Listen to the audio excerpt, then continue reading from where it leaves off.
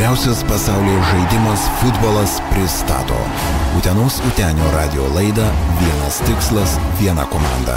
Kiekvieną trečiadienį nuo 15 valandos per Utenos radiją. Kartojama po 15 valandos žinių ketvirtadienį. 10 minučių po 15 valandos, laba diena visiems, trečiadienis jau birželio 3 diena mūsų gyvenime. Na, o su jumis sveikinasi laida, kurios ne vien tik tai tikslas, bet ir ko gero gyvenimo būdas yra vienas tikslas, viena komanda. Kalbu apie Utenos Utenį, kuris džiugina uteniškius ir futbolo gerbėjus. Na, o šiandieną mūsų laidoje vienas tikslas, viena komanda pasikvietėme ir vieną iš Utenos Utenio žaidėjų. Gabrielius Zagurskas šiandieną svečiuojasi pas mus. Sveikas gyvas, Gabrieliu. Labą dieną. Ko laukia eterio vos neužsnudai? Ne, viskas tvarkoja, taip. Na, o šiandieną mes kalbėsime apie Gabrielių, sužinosime, kas jis per žmogus, kas jis per futbolininkas, ar iš tikrųjų jam patinka futbolas. Ir, na, sužinosime tai, ko nori sužinoti ir visi radio klausytojai, ir Facebook profilio lankytojai. Nes Gabrieliui yra pateikta įvairiausių klausimų ir, žinoma, šiandieną Gabrielius pasiryžęs juos visus, na, atsakyti ir, žinoma, pateikti apie save kuo daugiau informacijos. Taip, Gabrieliu? Taip? Taip, teisingai. Pasiryžęs. Gerai, tai visų pirma, ko gero, sąmoningai aš tikrai neieškojau apie tave informacijos, na, Wikipedijoje, Google ir kitose šaltiniuose, bibliotekoje nežinau, ar yra apie tave knyga kokia nors yra jau parašyta. Kol kas nėra, gal dar. Bet tikėsi. Gal kažkada. Gerai, tai visų pirma, kiek tau pačio metų yra? 23 nesenai suėjo. Tai sveikinu tave su gimtadieniu prabėgusiu. Kaip jie atšventė? Šventės tokios kaip ir nebuvo, komandai pasveikino, žaidėjai, treneris ir tiek. Ar sako jau komandoje, na, komandos draugai, senį, Gabrielių, sako, viskas jau subrendęs. Ne, pas mus yra tokia tradicija, kad darom žaidėjų, kurio gimtadienis yra tunelį ir jis turi per tą tunelį prabėgti, ten trupučiai kliučių duodam visi. Bet... Čia, nuo šitos vietos norėčiau smulkiau, čia klausykit, čia kažkokia tai, pavadinkim tai, krikštynos kažkokios, kas ten vyksta? Kažkas panašaus, jo žaidėjas turi prabėgti pro tą tunelį ir kiti komandos draugai švelniai kepšteli per kuprą jam. Tai mane praleidom, Robertas Freidimas sako treneriui, taigi šiandien Gabrieliaus gimtadienis. Reikia pasparinti vyruką. Treneris sako, ne, viskas, jau senas dėdas. Viskas jau. Ja. O iš tikrųjų ten, na, viskas juokom ar kažkas tai rimtai kepštelė? Ne, viskas juokom, nebūna rimtai nieko. Kokį nors kaulinį bucą dar apsijavęs, kad jau taip jau kepšteltų, kad jau iki kito gimtadienio dar liktų žymė. Gerai, Gabrieliau, 23 metai, iš tikrųjų vyrukas pačiame jėgų žydėjime. Tie, kurie nematė Gabrieliaus ir neįsivaizduojate, nelankote galbūt net ir Utenos Utenio rungtynių, galiu pasakyti, jaunas, stiprus vyrukas, rožiniais marškinėliais ir kažkodėl tai ne ant pečių užtemptom šleikom. Tai kokios čia bėdos dabar, taip jau klausyk? Nežinau, tiesiog. Nesigėdink. Tokia mada, taip? Ne, aš madų nelabai sakau. Ką turiu, tą rengiuos, kaip sakant. Šleikų nepastebėjai čia nuo praeitų kelnių. Ar čia galbūt iš kambarioko kokio pasivogiai kelnes? Ne. Radiją reikia ateit pasipuoštis. Aš labai žemas, kambariokas aukštas, tai mes nelabai galim keistis rūbai. O su kuo gyveni? Su Mykolu Krasnovskiu. Supratau. Prie Mykolo mes grįšime, kokie jūs kambariokai ir kaip jūs sutarėt ar nesutarėt, bet dabar pradėkime nuo to, kad vis tik tai, Gabrieliau, tradiciniai klausimai, žengime nuo kada pradėjai domėtis futbolu ir buvai padykęs jaunas, mažas vaikas, lakstėjai, galbūt gainioje ir kieme futbolą. Kada iš tikrųjų pradėjai suprasti, kad futbolas yra, na, super, jis yra wow? Nežinau, futbolu pradėjau domėtis nuo pat vaikystės, galima sakyti, vos ne gimiau su bucais ir kamuliu, nes... Mamai sunku kibdyti buvo, ko gero, su bucais. Nežinau, tėtis buvo futbolistas, brolis futbolistas, mama pati labai domis futbolu, tėvo brolis futbolistas, brolio vaikai futbolistai, žodžiu. Giminiai kažkokia tai yra, na, tokio futbolo blogio sėkla pasėta, kaip suprantu. Panašiai. Kaip suprantu, augai tarp futbolininkų ir iš tikrųjų kitokios gyvenimo krypties galbūt ir neturėjai galimybės pasirinkti. Gabrieliau, jeigu nebūtum futbolininkas, kuo taptum? Nežinau, kažkaip net negalvoju apie tai. Iš tikrųjų pradėjau lankyti futbolą, tai 5 metai buvo ir nieko daugiau kito niekada nelankiau, visą laiką futbolą, tik tais ir net nebuvo minčių kažką kitą sportuoti ar kažką veikti. 23 metai, na, kažkokie tai galbūt mokslai yra kremsti? Ne, kol kas nei to nespėjau. Viskas prieš akiją. Vadybininko kategorija dar laukia. Dar jau. Gerai, tai grįžkime į vaikystę. Pradėjai žaisti futbolą, kaip atsakai, iš tikrųjų nuo mažų dienų ir ar atskiriai jau kažkada, kad tai yra futbolo kamuolys, ne teniso kažkokio ar tinklinio kamuolys, kurį galbūt netyčia dar kažkur tai buvo užsilikę šeimoje? Nežinau, tai viskas palaipsniui vyko. Teidavau, treniruodavus ir tam pačiam lauke visą laiką su draugais vien tik futbolas. Ir po to kažkaip... Grįžti namo, vėl futbolas. Tai grįžti namo, pavalgai, su muštiniu tiesiai atgal į lauką ir vėl futbolas. Nes mama kažko tai ir negamindavo, nes futbolą žiūrėdavo per teleką. Sako, Gabrieliau, netrukdyk, dabar čempionatą žiūriu ir Gabrielius ką, už sumuštinį ir atgal į lauką žaisti pas futbolą. Gerai, tai kieme kokios vis tik tai, rungtynės vykdavo pas tave, būdavo komandos galbūt? Jo, būdavo pas mus, aš pats esu iš Kėdainių, vykdavo vasarą ir specialiai turnyrus organizuodavo, būdavo vadindavos tarp gatvinių, kaip mes sakytom. Ten ant Gipso kalnų tų Kėdainių? Ne. Stadione vykdavo iš tikrųjų labai populiarus, pritraukdavo daug komandų, labai daug susirinkdavo įvairių amžiaus grupių, tai visą laiką dalyvaudom. Bet tai tiesiog kiemų lyga tokia būdavo, taip? Kažkas tokio. Mes aišku ir kieme patys mesdavom vieni kitiems iššūkius, bet tas turnyras tai būdavo registracija, kas nori, subūrė komandai registruojas. Bet svaigdavot kažkokiais tai pavadinimais, tokiais mandrais, ten Kijevo Dinamo, kas būdavo? Mes būdavom Vilkai. Jūs Vilkai. Ja. Bet tokios komandos nebuvo, nekopijuodavot kažkokį, nenorėdavot Žalgirių būti? Ne, mes komandų nekopijuodavom, bet atsimenu vaikystį ir per treniruotės, ir kieme, kai žaisdavom, tai gal ar nelabai galėdavom nusipirkti maikučių, ar kaip, tai patys įsipieždom numerius, susirašydom savo mėgstamų žaidėjų pavardės ant nugaros. Ir pats gaminai trafaretą, taip? Taip. Super, prisimenu, aš dar ir žalius dryžius piešdavau ant marškinėlių ir gavau velnių, nes visą zelionką išeikvoju. Gerai, o tai esi laimėjęs tokį čempionatą, tokį turnyrą, kiemų tokio? Taip, tai mes daugkartiniai čempionai Kėdainių kiemų turnyrą. Ir prisiminus, kas tavo komanda, kas tą šaiką sudarė tokia, gali vardinti, galbūt yra irgi taip pat pasiekusių kažkokių tai futbolininkų ir tų žmonių, kurie susiję kažkaip tai su futbolu? Kas dar vis žaidžia futbolą, tai gal mano brolis, o tokių, kas dar vis sportuotų, tai gal nelabai, nėra tokių, kas žaistų futbolą dar. Na, o kada pradėjai jau rimtai domėtis, galbūt mokyklos laikais vis tik tai teko ir už klasę truputėlį atstovauti ir būti kietų riešutėlių, po to žiūrėk už mokyklą, po to jau už Kėdainių rajoną visą ir taip Gabrielius įsivystė kaip profesionalus futbolininko. Tai klasėje teko paspartinti kamuolį? Teko, būdavo tos tarp mokyklinės varžybos ir už vyresnius tekdavo žaisti. O po to 14 metų išvažiavau į Kauną į Nacionalinę futbolo akademiją ir ten toliau sportavau ir mokiausi.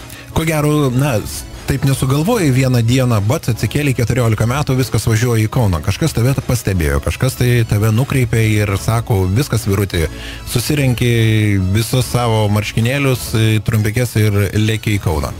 Būdavo mūsų ta jaunučių Lietuvos rinktinė jau mus tuo laiku rinkdavo po truputį vasaros metu ir bebūnant tai rinktiniai pasakė, kad bursis mūsų amžiaus grupė Nacionalinėje akademijoje ir pasiūlė atvažiuoti, peržiūrą, pažiūrėti, kas kaip.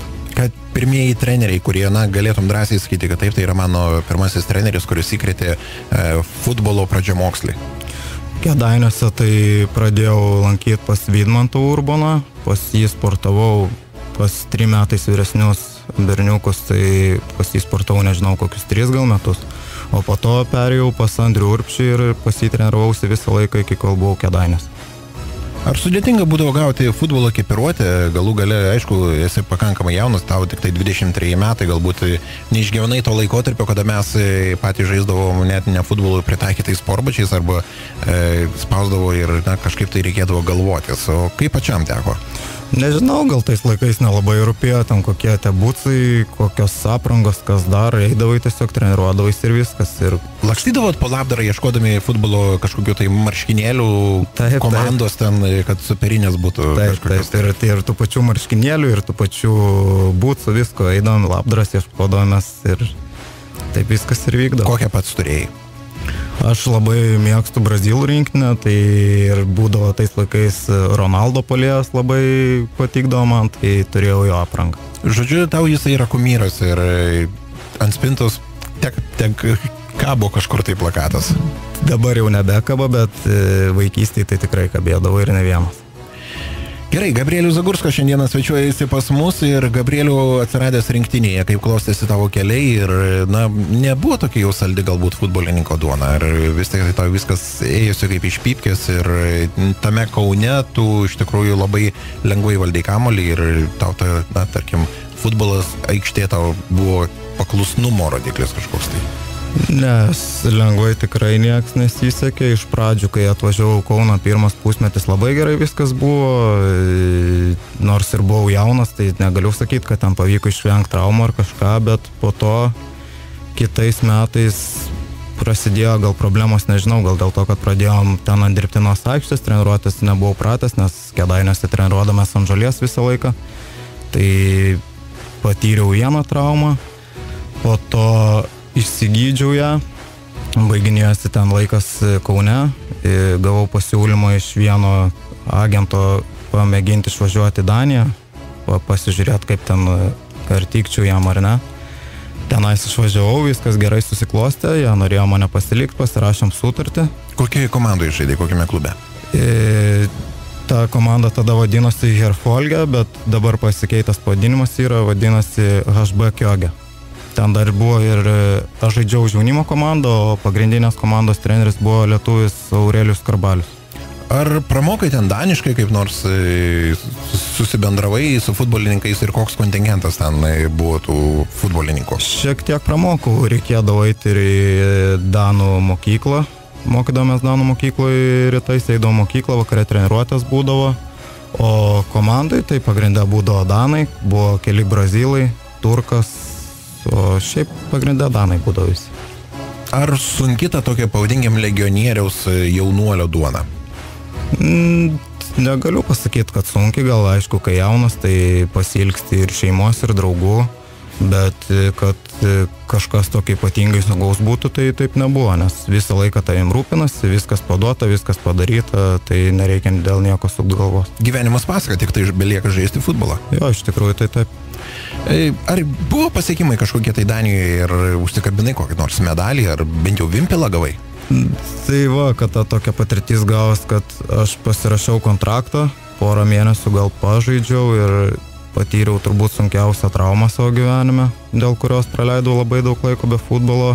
Ir ten galima sakyti, tą pusmetį kiek buvau, tai iš to pusmečio 4 mėnesius kokius gal praleidau dėl traumos, tiesiog eidavau į štanginę, sportuodavau individualiai su daktarais ir viską. Kokios bėdos buvo? Ar tai rungtynių metu buvo patirta trauma ar treniruočių?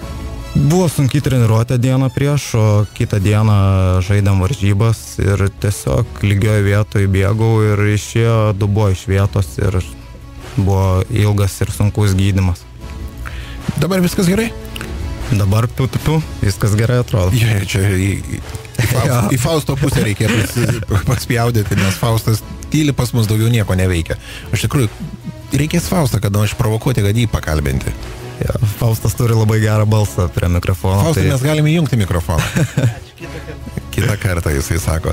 Gabrielius Zagurskas šiandieną svečiuojasi pas mus, grįžęs po Danijos, po tam tikrų gyvenimo nuotykių, vis tik tai neapleido mintis, kad galbūt jau nebereikėtų čia kažkaip tai lankyti futbolo, kažko tai tapti profesionaliu futbolininku, gal vis tik tai grįžti į Daniją ir būti suvyrintoju kokiu nors. Suvyrintojų minčių nebuvo kilę, bet...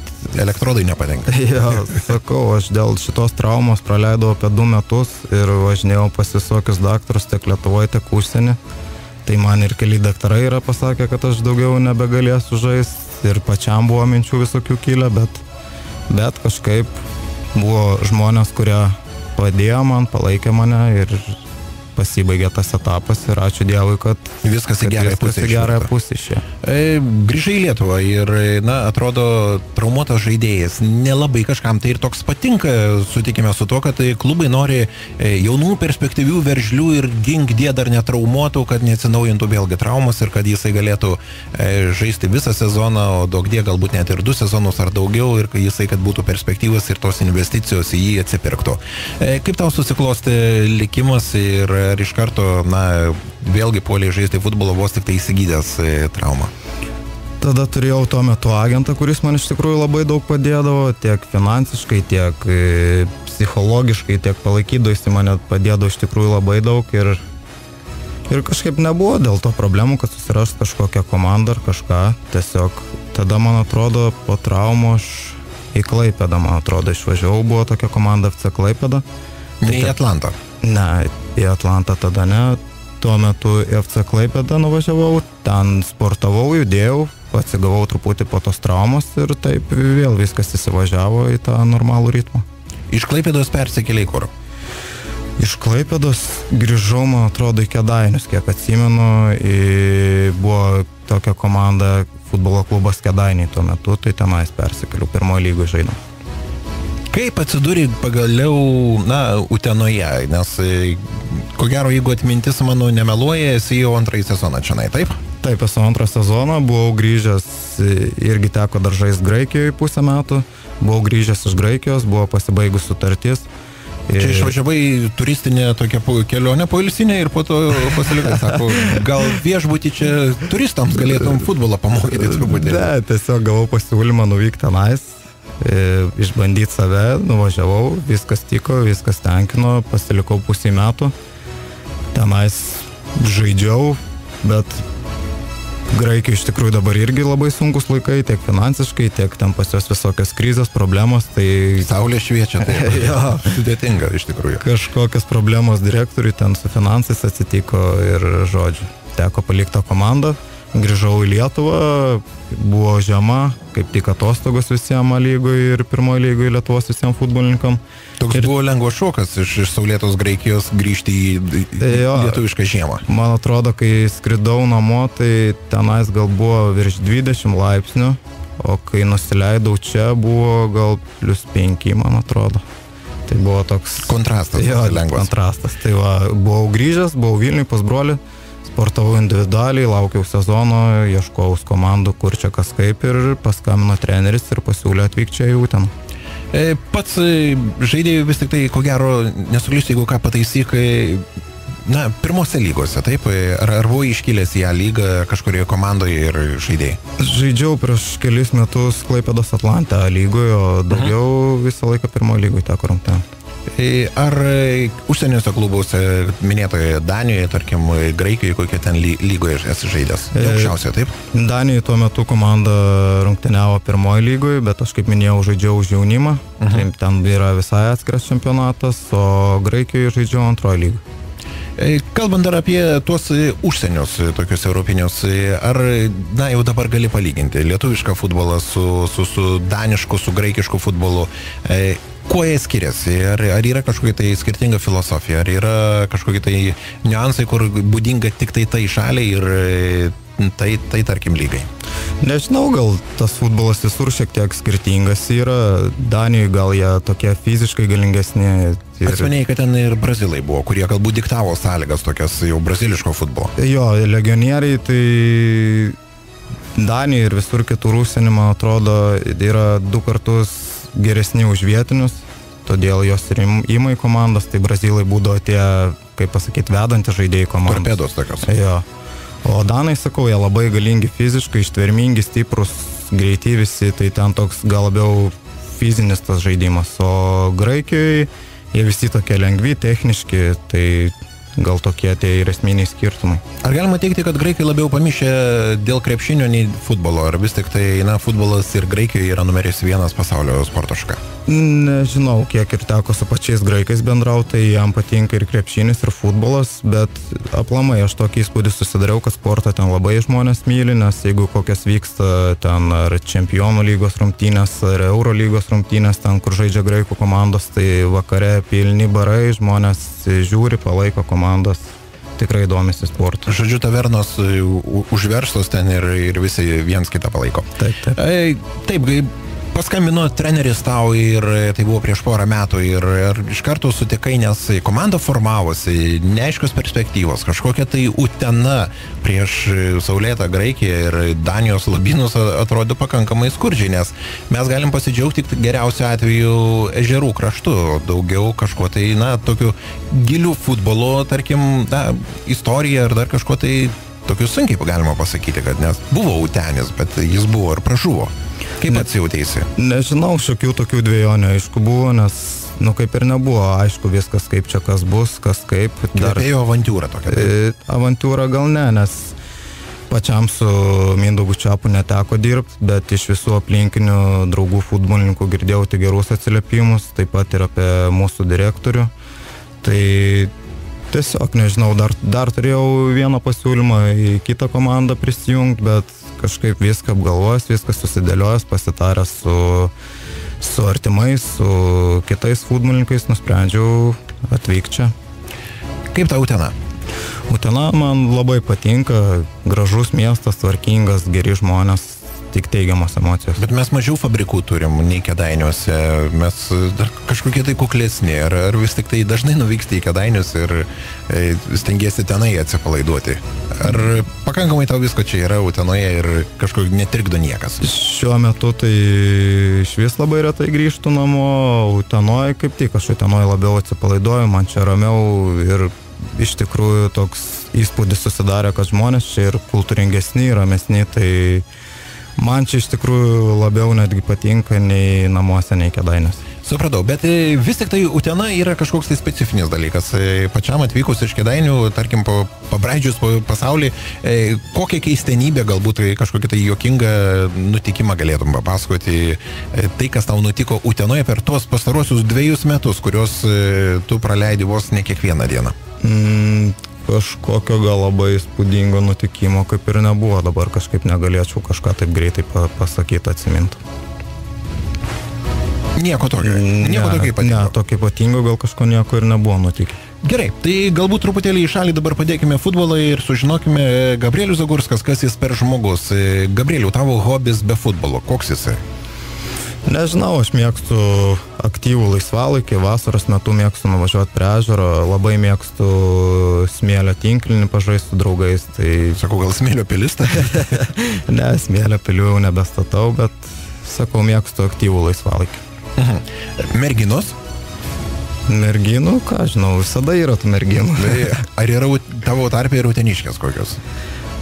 Yra ir uteniškių. Visko yra. Žiūrėk, koks tūlas, senas futbolo veteranas, sakys, oi, piršiu savo dukrą Gabrielį. Ne, gal nežinau. Ar planuoji kažkaip tai jau gyvenime susitupėti ir tapti sėsliu kažkokiu tai šeimos atstovų Zagurskų? Aišku, norėtųsi gal, bet visų pirma norėtus kažkokį pagrindą turėti po kojom. O kiek yra komandoje tokių vėjavaikių, dar negalvojančių apie rimtus gyvenimo santykius ir kiek jų yra vedusių šeimos galvų? Ar teko kažkokią tai statistiką tokią susidėlioti komandoje? Statistikos neteko, bet mūsų komanda pakankamai jauna, tai labai daug žaidėjų, kurie turi šeimas, nėra. Bet kad tokių būtų jau, kaip pasakyti, visiškai nutrūkusių, tai irgi ne per daugiausiai. Tai ką veikėt su Mykolu gyvendami viename kambaryje, kokių juokų prisigalvojat? Ne, mes ne vienam kambarį gyvenam, mes nuomojamės buto, tai gyvenam atskiruose kambariuose. Bendra tik virtuvė? Jo, bendra tik virtuvė, o šiaip tai nieko, ką čia grįžtam po treniruočių, einam ilsimės, nueinam kur nors pavalgom ir tiek. Laisvalaikis Utenoje, nes, atrodo, yra ką veikti, yra treniruotis, yra kažkokie kitokie užsiėmimai, bet jo yra ir kaip jisai, Gabrielius, tavo gyvenime susideda? Vasaros metu tai jo stengiamės nuvažiuoti ir prie ežero, kokio pamirkyti koją šaltam vandenį. Gali įvardinti bent vieną Utenos ežerą, jo pavadinimą? Sudeikio ežeras, Dauniškio ežeras, Malūno ežeras. Sudeikiai Alušo ežeras yra. Sudeikio miestelis yra, taip. Ačiū, kad pataisai. Nieko tokio, viskas tvarkoja. Taip, Gabrieliau, o pats mėgsti muziką ar mėgsti gaminti, valgyti, o beje, apie maistą čia daug istorijų visokių yra, pažiūrėsime, kokia jinai tavo bus. Mėgstu ir muziką, ir kai nebūnu pavargęs, mėgstu ir pasigaminti kažką skanesnio, pabandyti. Įvardink tai, kas tai yra? Makaronai su vištiena. Turbūt nieko nenustebinsiu, kad vištiena, bet stengiuosi namuose gal daugiau su ryžiais kažką gamintis, nes mum ir taip makaronų pastoviai duoda, tai kažką bandau pakeisti namuose. Reikės ko gero kreiptis į kokią nors gyvūnų apsaugos tarnybą PETA. Vien Utenos Utenio futbolininkai, pagalvokit, kiek vištų sukerta, kiek jie suvalgo vištienos, tai vargu bau, ar čia bent vienas koks nors antalgės paukštynas tai galėtų užauginti. Na ką, padarykime pertraukėlę, truputėlį atsipūskime. Gabrieliau, sakei, kad mėgsi klausytis muzikos. Vairuoji pats automobilį, skamba muzika tavo automobilį? Automobilio nevairuoju, bet... Kodėl? Teisės prapyliai? Ne, teisų kaip ir neįsilaikęs, dar čia man ir spaudimo komandos draugai dėl to daro, tai bandysiu kažkaip prisiversti silaikyti jas, o gal nebuvo kaip ir progos, čia visur vis važinėdavau, tai niekaip ir nespėjau to pasidaryti iki dabar. Supratau, kad esi išdidus ir tau reikalingas vairuotojas, taip? Ne, gal nelabai išdidus tiesiog. Taip. Bet automobilis nėra tai tavo kažkokia vizitinė kortelė, kada, kažkoks tai prakutęs sportininkas arba tiesiog jaunuolis nori pasipuikuoti prieš merginas ir prieš kitus tokius pat savo amžiaus draugus kažkokius super automobilio. Ne, gyvenime aš manau, kad yra kitų prioritetų gal. Jeigu rinktumsi automobilį, koks jis būtų? Neįsivaizduoju, gal Audi, gal BMW. Modelis gal koks nors minivenas. Aš automobiliuose gaudus, tai nežinau, turbūt taip kaip jūs futbolo bateliuose gal kokiuose. Tai supratau. Čia kaip supratau, toks 1-1 dabar atsimušimas. Aš į vartį įmušiau, dabar iš karto mane sudir. Aš žinau, kad yra Nike, kad yra Adidas ir Hummel, Umbro, kokie dar. Taip, bet o gal modelis žinot kokį nors? Va čia ir bėda, čia ir muzikinė pertraukėlė. Taigi, Gabrielius pasiūlė mums šiandieną pasiklausyti jo mėgstamą kūrinį, kuris skamba galbūt anksti ryte jo dušo kabinoje. Ir kas tai yra? Lost Frequencies, Are You With Me? Taigi pasiklausom ir iš karto jau grįšime atgal į laidą Vienas tikslas, viena komanda, pasikalbėsime apie futbolą praėjusios rungtynės, artėjančios rungtynės ir, žinoma, klausytojų interesantų klausimai. Populiariausias pasaulyje žaidimas futbolas pristato Utenos Utenio radio laidą Vienas tikslas, viena komanda. Kiekvieną trečiadienį nuo 15 valandos per Utenos radiją. Kartojama po 15 valandos žinių ketvirtadienį.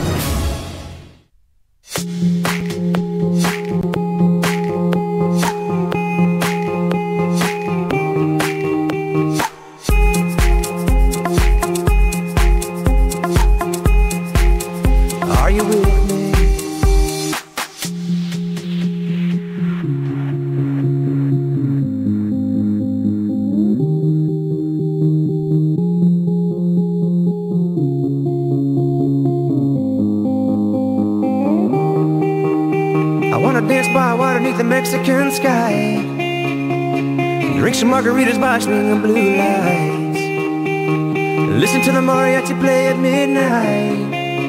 Are you with me? Are you with me?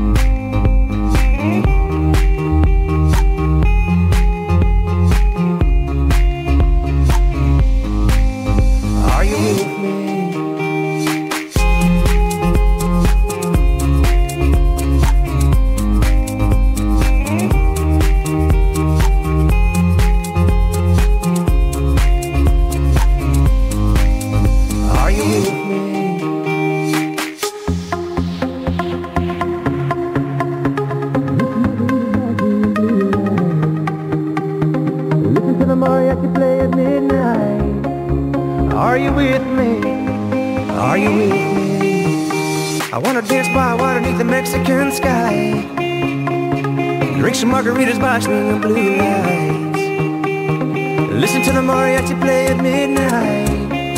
Are you with me? Are you with me?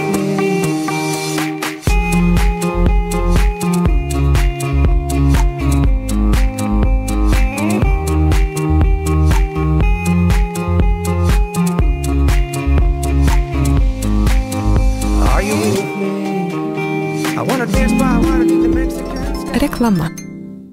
Man patinka žaisti kompiuterinius žaidimus. Kepti keksus, aš mėgstu žaisti krepšinį. Patinka keliauti, skaityti restoranus kanalus. O mums patinka remontuoti automobilius. Juos paruošti tinkamus eksploatacijai, kad jūsų norai liktų įgyvendinti, mūsų pomėgį palikti mums. Autoservisas Oldauta. Aukštaičių gatvė 3B, Utena. Janation, it bound station, Lithuania Connection, Revolution Festival, Rastafari, Daddy Freddy. Over there, sir! Šiandieninis pasaulis per daug žvangina ginklais. Todėl Janation komanda organizuoja muzikinę revoliuciją už taiką, vienybę ir meilę. Festivalis vyks birželio 19-21 dienomis Utenos rajone, kur jūsų lauks 3 muzikinės erdvės ir virš 50 atlikėjų pasirodymų iš visos Europos. Bilietus gali įsigyti biletai.lt kasose bei jau internetinėme puslapyje. Sek naujienas čia revolutionfest.lt. Projektą remia Utenos rajono savivaldybė. Kviečia vasaros teniso aikštynas. Kiekvieną dieną nuo 13 iki 21 valandos. Telefonas pasiteirauti 8646 12919. 8646 12919. Populiariausias pasaulyje žaidimas futbolas pristato Utenos Utenio radio laidą Vienas tikslas, viena komanda. Kiekvieną trečiadienį nuo 15 valandos per Utenos radiją. Kartojama po 15 valandos žinių ketvirtadienį. Kągi, pas mus laidoje Gabrielius Zagurskas, kuris mane sugėdino, tai kad aš nežinau, įvairiausių sportinių batelių, kuriuos dėvi futbolininkai. Kiek jų yra, Gabrieliau? Nežinau, begalė daugybė iš tikrųjų. Yra kažkokios klasifikacijos, ten vadinami kaulinukai, guminukai, dar kažkokie tai? Yra daug labai skirtingų rūšių, skirtingai dangai, lietaus dangai, dirbtinai dangai, įprastai dangai. Supratau, tai tada pasiteirausiu tavęs taip, o kokius pats nešioji išbėgdamas, tarkime, į Utenos Utenio stadiono veją, aikštę tą vadinamą? Man labiausiai patinka Adidas firmos butsai, tai šiuo metu pas mane vien Adidas butsų poros, o kaip modelis, tai Adizero yra tokie, tai su jais žaidžiu. Adizero. Taip. Tai va, jeigu norite būti panašus į Gabrielių, reikia Adizero apsiauti ir iš karto įvarčiai super. Gerai, tai kokioje pozicijoje vis kitai tenka tau dabar žaisti ir keitėsi tavo pozicija, tarkime, nuo tų jaunystės laikų, kuris lakstydavo į Kėdainiuose? Šiuo metu žaidžiu kairio krašto gynėjų, o vaikystėje žaisdavau kairio krašto saugu, tai persitraukiau vieną poziciją žemiau, kaip sakant. Čia dabar pakylai karjeros laiptais ar nusileidai? Ar futbolė nėra tokių dalykų? Nėra, gal aišku, visi labiau myli tos, kurie muša įvarčius. Atakuojantys. Visi labiau myli tos, kurie muša įvarčius. Man to labai dažnai netenka daryti, bet man patinka mano darbas ir džiaugiuosi, kokioj pozicijai žaidžiu ir man patinka. O buvo tau progų kažkokių galimybių netgi ir tapti tuo atakuojančiu arba, tarkime, tą rezultatyvų perdavimą tokį padaryti, kada buvo pelnytas komandai įvartis? Buvo, tai sakau, teko žaisti daug metų krašto saugo pozicijai.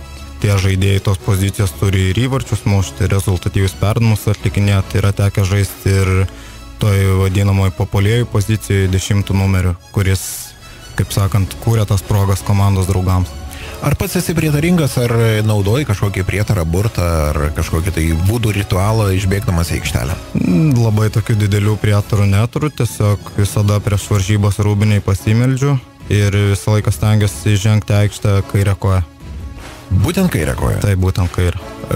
Čia dabar buvo toksai paskutinis įvykis, kad kairę koją nieks neįmušė įvarčio, tai Gediminas Kavaliauskas dabar net ir užkrito veterano pavardė.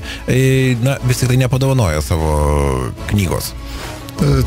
Iš tikrųjų buvau visai netoli tikslo, kad pasiekčiau tą įvartį, bet nepasisekė, ką darysi. Ar labai džiaugiasi, kada Utenos Utenis laimėjo prieš Trakų ekipą ir nutraukė jų tokį triumfo žygį, tarkime, A lygoje? Jo, pačiam teko praleistas varžybas dėl raudonos kortelės prieš tai gautos, tai labai džiaugiausi už visą komandą, už žaidėjus. Labai smagu buvo. Taip, netgi po rungtynių ir Faustas išbėgo į aikštelę ir kas mane nustebino, nes jis visą laiką būtų ant bėgimo tako.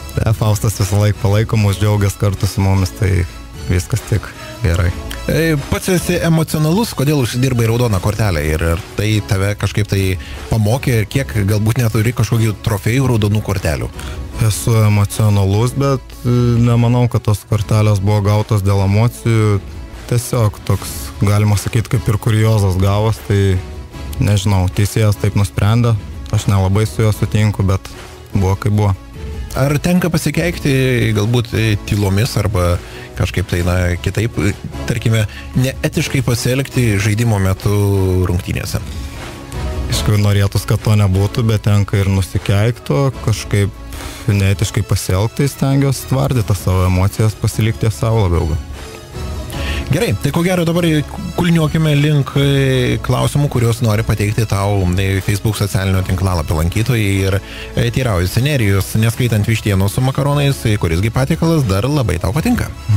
Jeigu be makaronų, tai gal su ryžiais tada vištieną. O šiaip nežinau, mano mama labai moka skaniai padaryti kažkokius kepsniukus, ten jinai supjausto vištieną gabaliukais. Skambina mamai? Jo, reikės paskambinti, klausti recepto ir įkelt gal į kokį Facebook puslapį ar kažkur. Ar pats dažnai prie puodų sukiesi? Per laisvadienius, kai nebūna treniruočių, tai jo, tada gaminuosi pats. Nevengiu iš tikrųjų būti virtuvėj.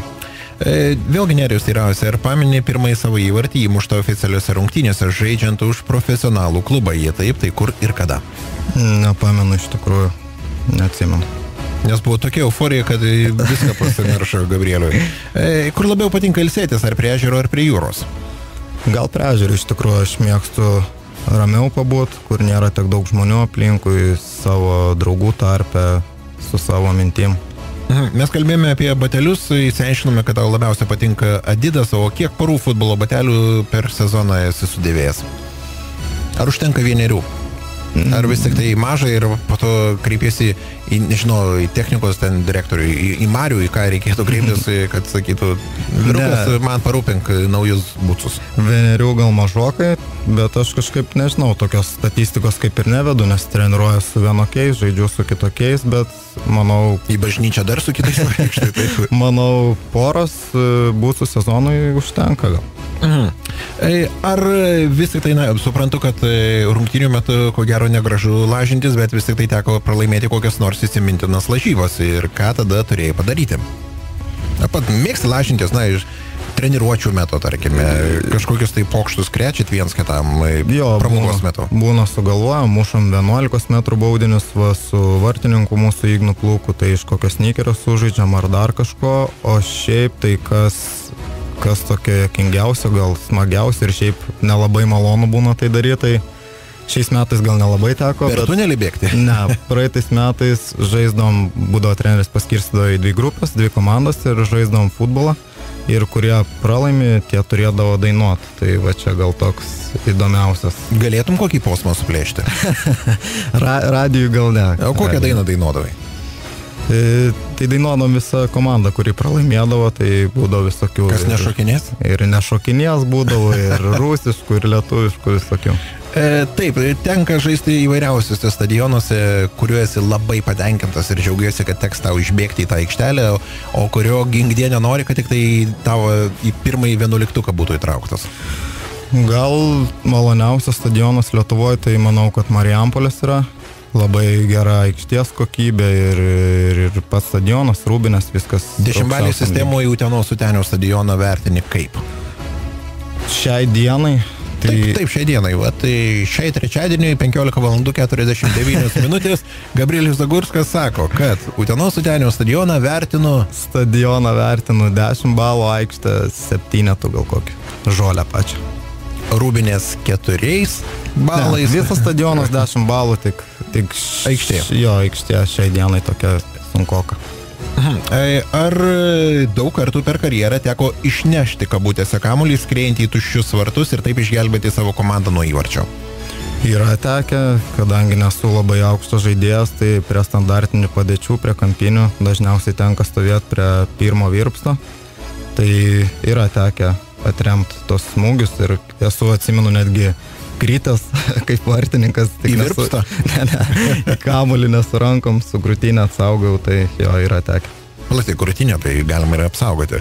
O kiek dažnai tenka paimti kamuolį, tai tarkim galvą ir ar tai yra pakankamai malonus dalykas, nes kitą kartą man net skambant jau atsimušusiam kamuoliui į galvą pasidaro skaudu. Nežinau, dažnai iš tikrųjų per kiekvienas rungtynės tenka ne vieną ir ne du kartus, o kad skaudėtų, tai nėra taip.